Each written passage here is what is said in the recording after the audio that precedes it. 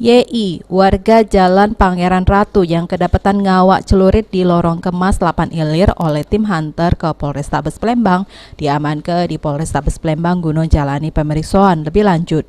Pada waktu kejadian, YI boncengan motor sama biniyo dengan maksud nak nagih arisan sama kawan biniyo yang tidak galak bayar.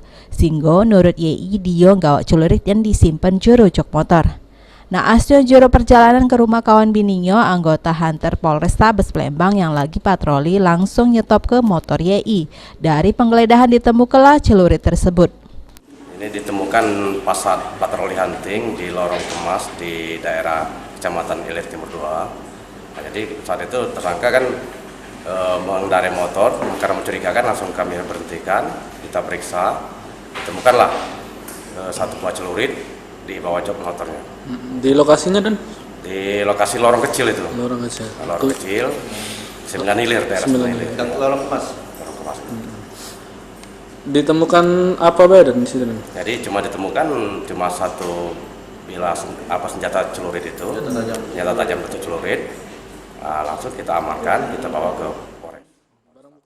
Mak ini YI pun cuma pacak nyesali perbuatannya. Pasalnya YI mesti jalani proses hukuman di Polrestabes Palembang. Irawan, PAL TV.